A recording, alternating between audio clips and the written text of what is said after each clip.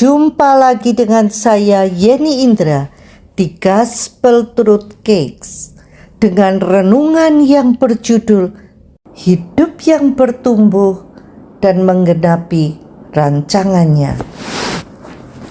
Beberapa teman mengomentari Pak Indra, suami saya. Apalagi sih yang dicari?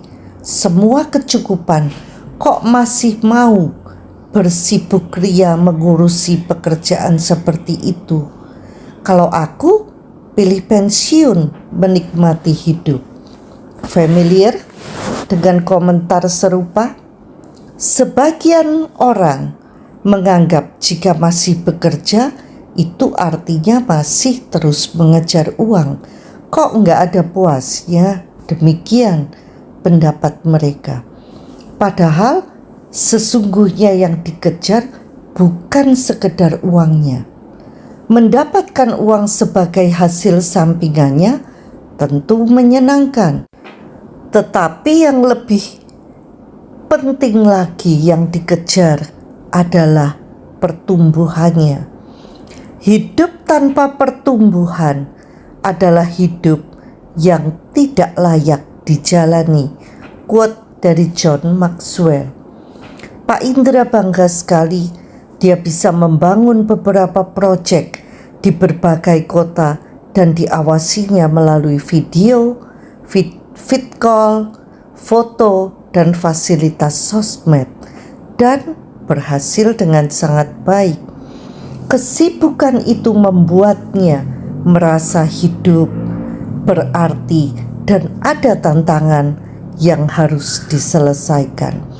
That's why beberapa teman yang sudah pensiun tidak lama kemudian mengalami berbagai penyakit dan masalah lainnya.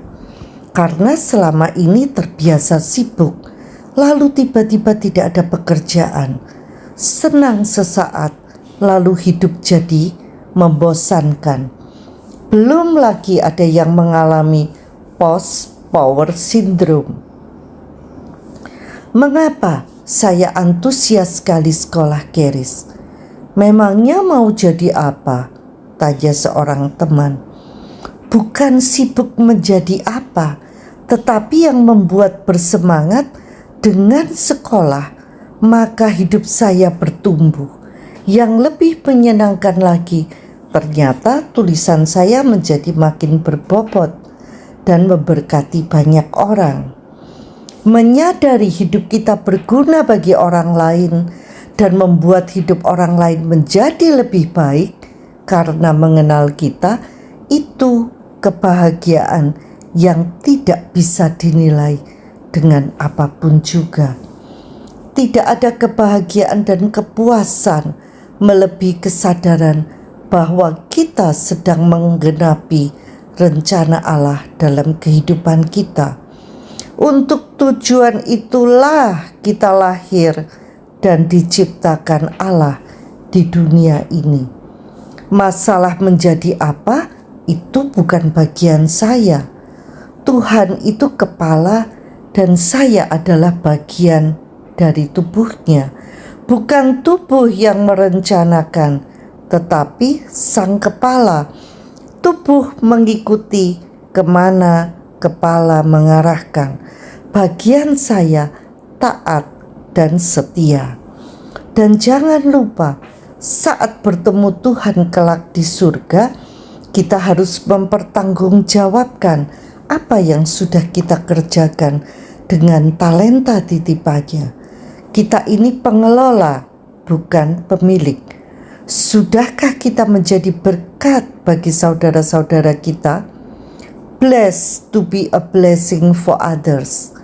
Diberkati untuk memberkati sesama, itulah tujuan Tuhan dalam menciptakan kita. Bob Buford menulis buku Finishing Well. Buku apik ini mengajarkan bahwa ada dua sesi dalam kehidupan manusia. Sesi pertama ketika kita hidup untuk diri sendiri, membiayai keluarga, membesarkan anak, membangun bisnis, dan sebagainya.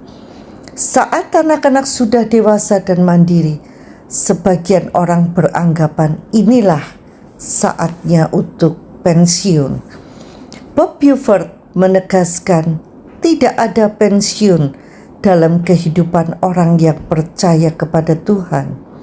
Selama kita masih hidup, artinya masih ada tugas dari Tuhan yang harus diselesaikan.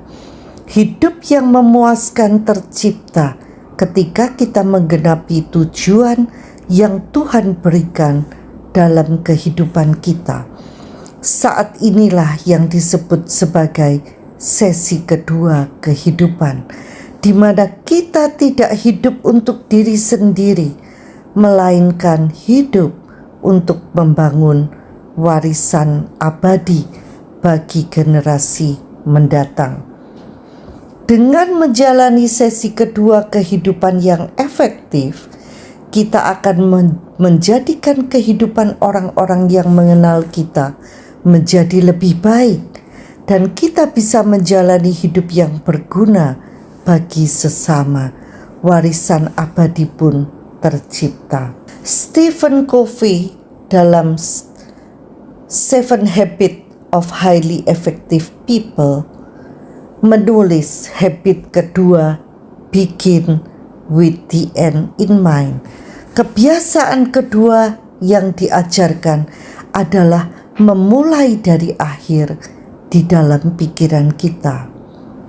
Ketika mengikuti seminar Pak Prasetya M. Brata, kami mendapat tugas membayangkan berada pada upacara kematian kita sendiri.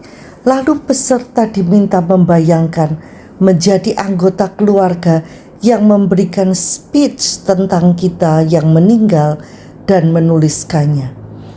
Menulis speech itu sungguh membuat saya merenungkan serta meresapi sungguh-sungguh saya ingin dikenang sebagai pribadi seperti apa kelak. Nah, jawaban dari perenungan itulah yang kita kerjakan dari sekarang. Menarik bukan? Mari kita renungkan dan kerjakan sekarang. Ciptakan kehidupan yang kita dapat dambakan.